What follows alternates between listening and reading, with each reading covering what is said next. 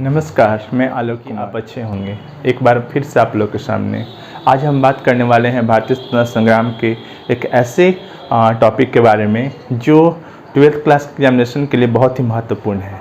खासकर JAC board के जो विद्यार्थी हैं उनके लिए ये जो टॉपिक है कैबिनेट मिशन, वो उससे 8 नंबर के क्वेश्चन आते हैं।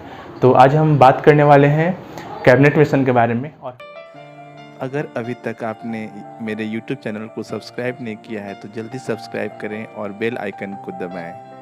Thank you. जानने का प्रयास करेंगे कि द्वितीय विश्व युद्ध के बाद भारत में लगभग अलग अलग वायसरायों के द्वारा अलग अलग तरह से कोशिशें की गई कि भारत में संवैधानिक सुधार हो, परंतु उसका कोई नतीजा नहीं निकलता है। और देखते हैं कि इसमें क्या क्या प्रावधान रखे गए थे। तो चलते हैं इसके पहले हम इसकी पृष्ठभूमि पे।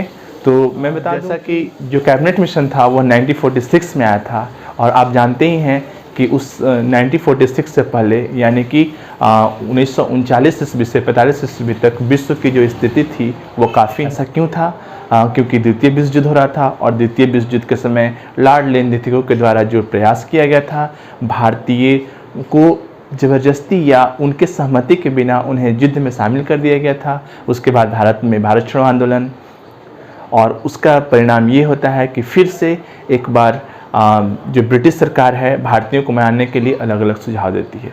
तो उसमें उन्होंने 1946 में जो कैबिनेट मिशन लाया, उसके पहले भारत छोड़ो आंदोलन के बाद क्रिप्स मिशन जो 1942 में लाया गया था, उसमें भी प्रावधान रखे गए थे। डोमिनियन स्टेट की बात की गई थी।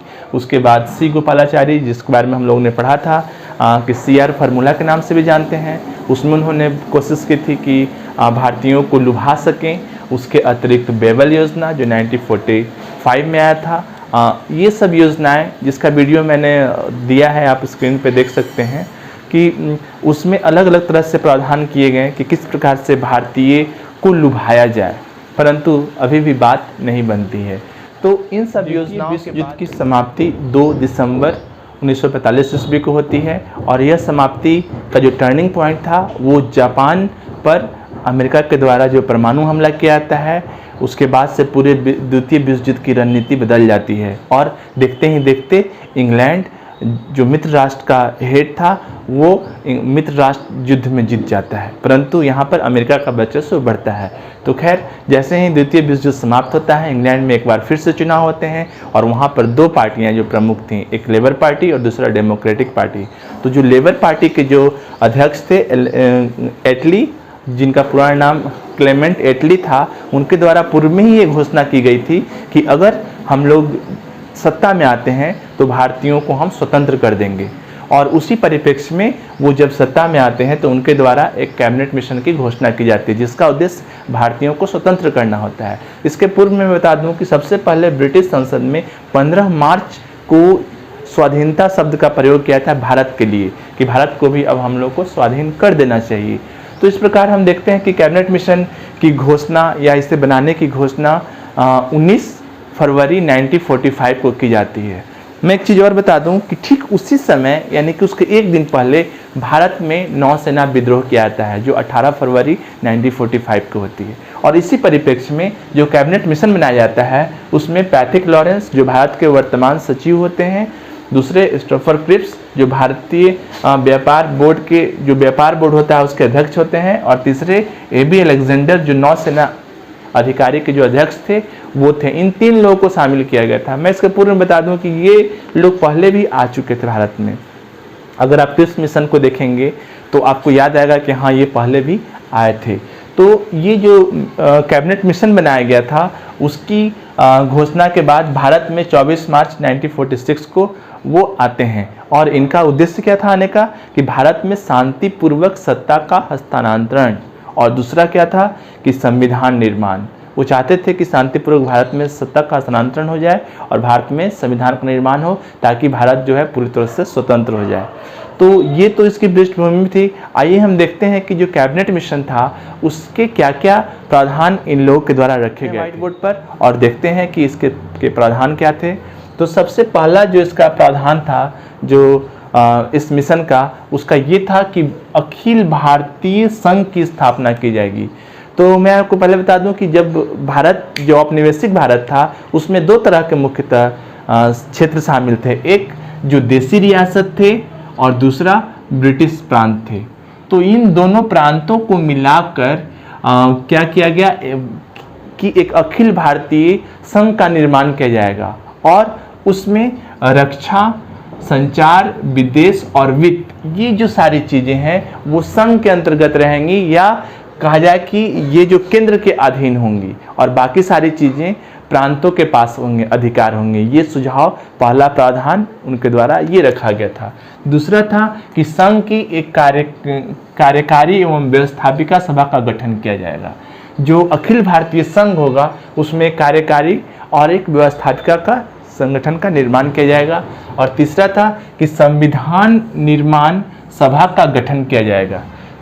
मैंने पहले ही कहा था, देखें यहाँ पर मैंने लिखा है कि संविधान निर्माण, यानी कि संविधान निर्माण के बारे में भी इन्होंने कार्य करना शुरू किया था। तो उन्होंने अपने प्रावधान में क्या रखा था कि संविधान सभा का गठन किया जाएगा। और वो कैसे गठन होगा?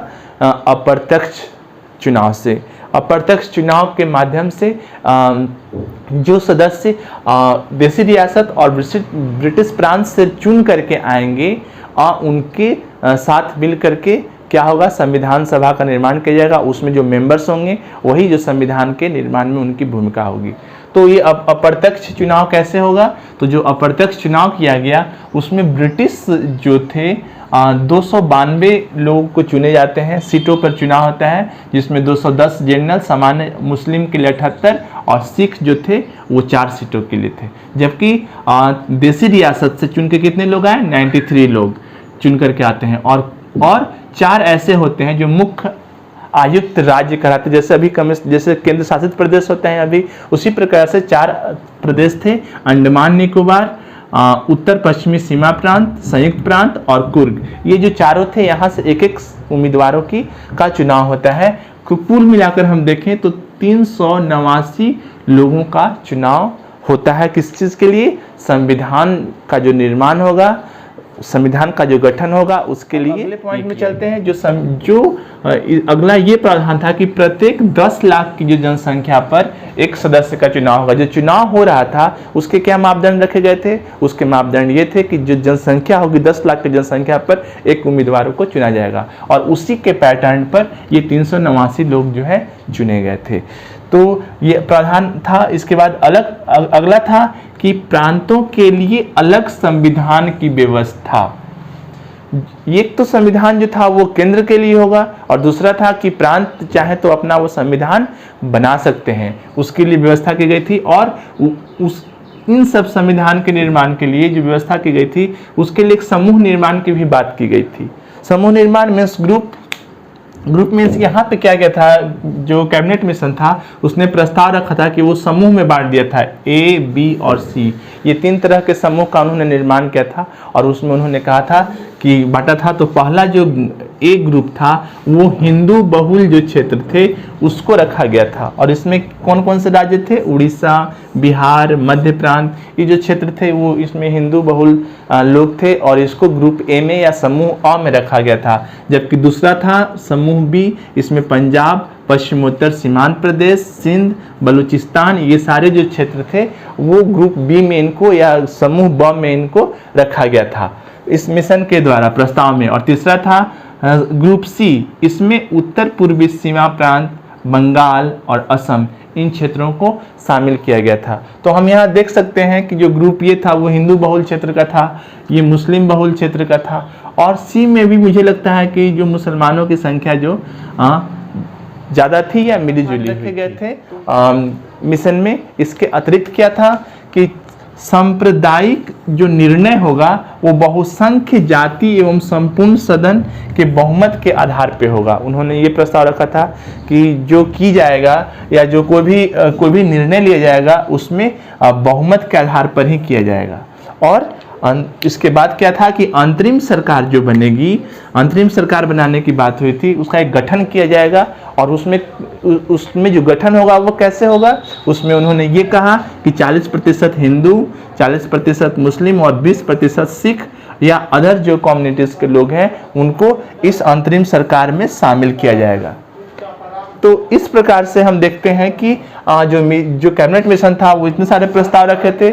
इसमें एक और चीज़ थी, मानने वाली चीज़ या सोचने की चीज़ थी कि उसमें इन्होंने पाकिस्तान की जो मांग था उस पर उन्होंने कोई भी राय नहीं दिया था, यानी कि पाकिस्तान के मांग को उन्होंने क्या कर दिया था, एक सिरे से खारिज कर दिया था। तो इस प्रकार से हम देखते हैं कि कैबिनेट मिशन के द्वारा क्या क्या प्रस्ताव रखे गए तो दिया गया था। तो आइए हम अब देखते हैं कि इस जो कैबिनेट मिशन लाया गया था उसके क्या क्या इफेक्ट पड़े, क्या उसके प्रभाव पड़े, क्या प्रभाव पड़े। तो हम चलते हैं व्हाइट बोर्ड पे और देखते हैं। सबसे पहले यह जो प्रस्ताव था उसमें स्वतंत्रता की आस में जो दोनों पार्टियां थी, मुख्यतः वो चाहे कांग्रेस हो चाहे मुस्लिम लोग हो, उन लोग दोनों के द्वारा इसे सर्वसम्मति से स्वीकार कर लिया कि हाँ ये प्रावधान अच्छा है। इसका पहला प्रभाव पड़ा कि लोगों में स्वीकृति हो गई। दूसरा इसका था, लेकिन जैसे ही अंतरिम सरकार की बात आई कांग्रेस के द्वारा इसका विरोध किया गया। अब कांग्रेस के द्वारा क्यों विरोध किया गया? क्योंकि यहाँ पे प्रतिनिधित्व की जो प्रतिनिधित्व हो रहा था उसमें ये प्रावधान रखा गया था कि 40% हिंदू यानी कांग्रेस पार्टी, 40% मुस्लिम लीग और बाकी जो 20% हैं वो जो अदर कास्ट के लोग हैं उनके लिए होंगे। परंतु जब चुनाव हुए थे जिसमें 389 लोगों को जोड़ा गया था, उस चुनाव में मात्र 25% ही वोट मुस्लिम लीग को मिली थी। तो कहीं ना कहीं इससे यह स्पष्ट हो रहा था कि मुस्लिम लीग जो पाकिस्तान की मांग कर रही थी या जो उसकी मेजोरिटी थी वो बिल्कुल नहीं थी, और उस ऐसे कंडीशंस में उन्हें 50% का प्रतिनिधित्व देना वो कहीं ना कहीं कांग्रेस को रास नहीं आ रहा था। तो दूसरा इसका ये प्रभाव पड़ा जिस कारण से इसका विरोध करना आरंभ किया गया। इसके बाद तीसरा प्रभाव था कि 29 जुलाई 1945 ईस्वी को मुस्लिम लीग के द्वारा भी इसे अस्वीकार कर दिया गया। क्यों किया गया ऐसा? क्योंकि अंतरिम सरकार में इसको जगह नहीं दी जा रही थी। अंतरिम सरकार का जब गठन हो रहा था तब इन्हें बुलाया नहीं जा रहा था। तो इसलिए मुस्लिम लीग का ये कहना था कि मुझे सिर्फ पाकिस्तान चाहिए, उसके अलावा हमें और कुछ की ज़रूरत नहीं है। तो इस प्रकार से इसके द्वारा भी अस्वीकार कर दिया गया। इसके बाद 8 अगस्त 1945 ईस्वी को कांग्रेस द्वारा जो है सरकार बनाने की घोषणा की, क्योंकि बहुमत इन्हीं का था। बहुमत इनके आने के कारण सरकार बनाने के लिए वायसराय के द्वारा आमंत्रित किया गया और इन्होंने घोषणा कर दी कि अब हम सरकार बनाएंगे। परंतु इसका ये प्रतिक्रिया हुआ कि 16 अगस्त 1945 ईस्वी को मुस्लिम लीग के द्वारा एक सीधी कार्रवाई दिवस मनाई गई, जो यूं कहें कि भारतीय स्वतंत्रता संग्राम का ये सबसे काला दिन कहा जा सकता है, क्योंकि इसके बाद जो है पूरे भारत में हिंदू और मुसलमानों के बीच में सांप्रदायिक दंगे आरंभ हुए। और इस दंगे का सबसे जो ज़्यादा पिक पॉइंट था बंगाल के नोआखली नामक जो जगह था वहाँ पर ये हुआ, और वहाँ पे बहुत सारे लोग मारे गए। खासकर हिंदू और मुसलमानों के बीच जो यह लड़ाई हुई या जो सांप्रदायिक दंगे हुए वो नोआखली से बढ़कर धीरे धीरे वो नोआखली से कलकत्ता, बिहार, अहमदाबाद, पंजाब, उत्तर सीमा प्रांत, इन सब क्षेत्रों में फैल गया। और स्थिति ऐसी हो गई कि पूरे देश में एक अराजकता का माहौल उत्पन्न हो गया। वहाँ पर हिंदू और मुसलमानों के बीच में जो है पूरे गांव के गांव जो है इसमें काफ़ी प्रभावित हुए, लोग मारे गए। और कहीं न कहीं इससे महात्मा गांधी काफ़ी दुखी हुए, और वो जिस समय अंतरिम सरकार का गठन किया जा रहा था ठीक उस समय महात्मा गांधी क्या कर रहे थे, वो जाकर के नोआखली में लोगों को इस जो भयंकर नरसंहार था उसे रोकने का प्रयास कर रहे थे। यहाँ अगर देखा जाए तो ब्रिटिश सरकार जो थी या ब्रिटिश पुलिस जो थी वो अपने आप को असक्षम महसूस कर रही थी। तो महात्मा गांधी के द्वारा किए गए सार्थक प्रयास पर वहाँ के तत्कालीन वायसराय थे, उन्होंने 1 मैन बाउंड्री कह के संबोधित किया था महात्मा गांधी को। यह जो बहुत बड़ी बात थी। तो इसका दूसरा प्रभाव ये था कि 24 अगस्त 19 को 14 सदस्यीय मंत्रिमंडल का स्थापना किया गया। कांग्रेस की सरकार बन गई। सरकार बनने के बाद क्या हुआ कि 24 अगस्त को मंत्रिमंडल की स्थापना की गई, और उसके बाद 2 सितंबर को नेहरू जो थे, पंडित जवाहरलाल नेहरू, उन्हें भारत का प्रथम प्रधानमंत्री चुना गया। और एक तरह से वो अब जो है सुचारू रूप से सत्ता कांग्रेस पार्टी के द्वारा चलाई जाने लगी। इसका परिणाम मैंने बताया ही अभी कि कलकत्ता में सांप्रदायिक दंगे आरंभ हुए, बहुत दंगे हुए। दंगे में करीब 60 से 70 हज़ार से अधिक लोग मारे गए, और यह कहा जाए कि भारतीय इतिहास का सबसे ब्लैक डे के रूप में भी हम मान सकते हैं कि हिंदू और मुसलमानों के बीच में यह लड़ाई कहीं न कहीं आगे चलकर आने वाले समय में पाकिस्तान को के अस्तित्व को साकार कर देती है। तो और उसके बाद जब ये सारी चीज़ें हो रही थी तो अंत में लॉर्ड वेवेल के द्वारा यह प्रयास किया गया कि मुस्लिम लीग को भी अंतरिम सरकार में शामिल किया जाए, और उनके प्रयास से क्या किया गया कि मुस्लिम लीग को शामिल किया गया अक्टूबर माह में। तो इस प्रकार मुस्लिम लीग भी जो है इसमें शामिल हो गई, और जो कैबिनेट मिशन था वो कहीं ना कहीं अपने कार्य योजना में भी सफल हुआ, परंतु यह जो है ज़्यादा दिन तक नहीं चला। मुस्लिम लीग सरकार में शामिल होकर के सरकार को, उनका काम था डिस्टर्ब करना और पाकिस्तान के मांग को पुरजोर तरीके से सामने रखना। हम एक चीज़ और बता दूं कि यहाँ पर जो सीधी कार्रवाई मनाई गई थी या मुस्लिम लीग द्वारा की जा रही थी, उसमें उन्होंने नारा दिया था कि लड़ कर लेंगे पाकिस्तान, और वो जो था उनका एक ही मांग था कि हमें कोई संवैधानिक सुधार से मतलब नहीं है, हमें और कुछ नहीं चाहिए, सिर्फ और सिर्फ हमको पाकिस्तान से मतलब है, हमें पाकिस्तान चाहिए। तो जिन्ना के द्वारा जो ये हठधर्मिता थी, उनके द्वारा जो किया गया जो कार्य था, उसे भारतीय इतिहास कभी भी नहीं भूल सकता है। तो जो हम इस तरह से देखें कि कैबिनेट मिशन के द्वारा क्या क्या प्रावधान किए गए, और इन प्रावधानों के आलोक में इसके प्रभाव ये पड़े कि अंतरिम सरकार का गठन किया गया, और कुछ ही दिनों बाद हम आगे देखेंगे के द्वारा एक योजना लाई गई थी, और उसके बाद जो भारत को पूर्ण रूप से स्वतंत्र करने के लिए भारतीय स्वतंत्रता अधिनियम लाया गया, और भारत और पाकिस्तान के विभाजन के साथ ही यह जो पूरी परिपाटी है वो समाप्त हो जाती है और देश स्वतंत्र होता है, और तब तक वह दो भागों में बढ़ जाता है। मुझे आशा है कि आप लोग को ये वीडियो अच्छा लगा होगा। आप अगर अच्छा लगता है तो आप इसे लाइक करें, ज़रूर शेयर करें, और हम अगले वीडियो में देखेंगे कि भारतीय स्वतंत्रता संग्राम के अंतिम चरण में क्या होता है। धन्यवाद।